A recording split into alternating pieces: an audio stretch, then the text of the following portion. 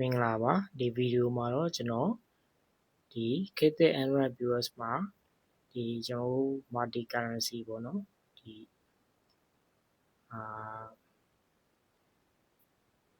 နေဆက် data တွေကျွန်တော်မှာ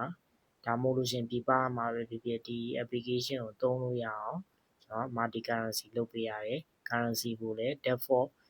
စိတ်ကြိုက်ရွေးချယ်သုံးလို့ရအောင်လည်းလုပ်ပေးရပါတယ်ဆိုတော့ကျွန်တော်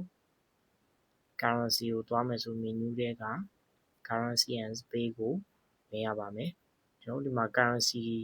ရယ် pay ရယ် setting ရှိပါတယ်ဒါ pay တွေကကြတော့ကျွန်တော်တို့ဒီ payment ကဘာနဲ့လက်ခံမလဲပေါ့နော်လက်ခံမဲ့ payment ဆိုကျွန်တော်တို့ဒီမှာ add method ကနေပြီးတော့ဒီ payment name ကိုရိုက်ပြီးသွားလို့ရှိရင်ဒီ wallet လား bank လားအဲ့ဒါရွေးပြီးသွားရင်ဒီမှာ color လေးကိုနှစ်သက်ရအောင်ပေးလို့ရတယ်ပြီးသွားရင်အဲ့ဒီ pay နဲ့စကန်ဖတ်ရမယ်ကြိုးကိုအဲ့လိုတင်ပေးထားလဲရပါတယ်ဆိုတော့ကျွန်တော်လုပ်ပြီးသားဆိုတရားကို cancel ပဲလုပ်လိုက်မယ်ဒီမှာဒါတွေကိုကျွန်တော် edit ပြန်လုပ်လို့ရမယ်ဆိုတော့ဒါကတော့ကိုလက်ခံမဲ့ payment တွေကိုဥပမာဆိုလို့ရှိရင် KBZ Pay ကအကောင့်တစ်ခုနှစ်ခုအဲ့လိုမျိုးရှိရဆိုလို့ရှိရင်လည်း KBZ Pay ရဲ့အကောင့်နံပါတ်ဖုန်းနံပါတ်ဖြစ်ဖြစ်ဒီလိုမျိုးအကောင့်1အကောင့်2ဒါအဲ့လိုမျိုးမှတ်ပြီးတော့ create လုပ်လဲရပါတယ်တစ်ခုတည်း create လုပ်ရမယ်လို့မဆိုလို့ကိုကြိုက်တဲ့လောက်ကိုယ့်စီမှာရှိတဲ့လောက် create လုပ်ပြီးတော့သုံးလို့ရပါတယ်ဆိုတော့ကျွန်တော် currency ကိုသွားရအောင်ဒီမှာ shop default currency ဆိုတာရှိတယ်ကျွန်တော်ဒီမြန်မာမှာသုံးမယ်ဆိုလို့ရှိရင် MNK ပေါ့နော် KS ကိုပဲထားပေးရမယ်တကယ်လို့ကိုဆိုင်က US ဒေါ်လာနဲ့ရောင်းမယ်ဆိုလို့ရှိရင်တော့ USD ကိုပြောင်းပေးထားလိုက်လို့ရတယ်ဒါ confirm လုပ်လိုက်လို့ရှိရင်ပြောင်းသွားမယ်ထိုင်းဘက်ဆိုလည်းဒီလိုပဲထိုင်းနိုင်ငံမှာဒါမှမဟုတ်ထိုင်းနယ်စပ်မှာဈေးဆိုင်တွေဖွင့်ထားတယ်အရောင်းဝယ်လုပ်တယ် service ဝန်ဆောင်မှုတွေပေးရဆိုလို့ရှိရင်ဒီထိုင်းဘက်ကိုရွေးပြီးတော့ default currency နဲ့သုံးလို့ရပါတယ်ဒီတရုတ်ဆိုလည်းတရုတ်ရပါတယ်ဒီစင်ကာပူဆိုလည်းစင်ကာပူမှာဆိုင်တွေပါဖွင့်လို့ကျွန်တော် software ကိုသုံးနေတယ်ဆိုလို့ရှိရင်လည်းသုံးလို့ရတယ်ဒီတိုင်းပဲကိုရီးယားတို့ဘာလို့လည်းရပါတယ်ဆိုတော့ကျွန်တော်ကဒီမှာ multi currency ဆိုတာရှိရပေါ့နော် multi currency ကဖွင့်လိုက်လို့ရှိရင်ကျွန်တော်ဒီမှာကိုဘာတွေသုံးမလဲသုံးမဲ့ဟာကို check ပေးလိုက်လို့ရတယ်ဆိုတော့ကျွန်တော်ကကို product ကို currency ဘယ်နှခုနဲ့ရောင်းချင်လဲပေါ့နော်ဆိုတော့ကျွန်တော်ဒီမှာဖွင့်လာပြီဆိုလို့ရှိရင် product ကိုသွားမယ် product မှာဒီမှာ physical item ရယ် service ရယ်နှစ်မျိုးရှိတယ်ကျွန်တော် physical item မှာဒါဆိုလို့ရှိရင် ထိုင်းဘက်ကိုကျွန်တော်ဖွင့်လာတယ်ဆိုတော့ဒီမှာဖွင့်လာတဲ့ဟာလေးရှိရယ်ထိုင်းဘက်ကအခု exchange rate က130ဒီ cost price ကကြတော့ကျွန်တော်အရင်ပေါ့နော်ဒီ sales ကကြတော့18ဘတ်နဲ့ရောင်းတယ်ဆိုတော့ကျွန်တော် default currency ကမြန်မာငွေဖြစ်တဲ့အတွက်မြန်မာငွေကိုတစ်ခါလေး convert လုပ်သွားပါတယ်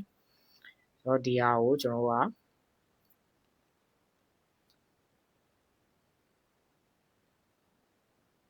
ဒီတိုင်းပဲထားပြီးတော့ကျွန်တော် currency change ရတဲ့နေရာကိုပြပေးပါမယ်ဒီမှာ exchange rate ရှိပါတယ်ဒီ exchange rate မှာကျွန်တော်ဒီနေ့ပေါက်ဈေးဘယ်လောက်ရှိရဲဆိုတာကိုကျွန်တော်ချိန်ပေးလို့ရတယ်ဒီမှာ USD ကကျွန်တော်မထည့်ရသေးဘူးပေါ့နော်ဒေါ်လာ3400ဆိုတော့ USD ကို3000ထားလိုက်ဆိုတော့ဒီမှာ apply rate to product ဆိုလို့ရှိရင်ကျွန်တော်ဒီတခြား currency တွေပေးထားတဲ့ product တွေအကုန်လုံးက auto database ထဲမှာဒီဈေးနှုန်းတွေ update ဖြစ်သွားပြီးတော့မြန်မာငွေနဲ့ပြသပေးမှာဖြစ်ပါတယ်ဆိုတော့ကျွန်တော်ကခုနကတော့ထိုင်းဘက်ကို150ပြောင်းလိုက်မယ်အဲဆိုလို့ရှိရင်ကျွန်တော် product တွေပြန်သွားမယ်ဒီမှာသူ့ရဲ့မြန်မာငွေက2900ဖြစ်ပြီးတော့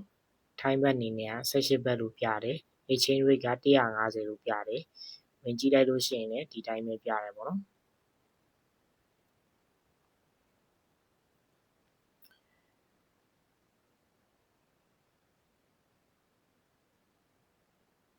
ဆိုတော့နောက်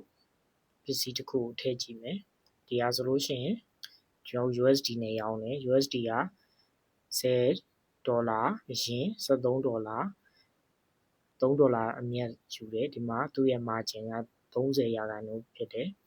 ဆိုတော့ကျွန်တော်ကဒီဟာကိုတစ်ခုချင်းစီလိုက်ချိန်နေစရာမလိုဘူးကျွန်တော်ဒေါ်လာဈေးပြောင်းသွားရဆိုလို့ရှိရင်ဒီ exchange rate ကနေဒေါ်လာဈေးကိုချိန်လိုက်တာ ਨੇ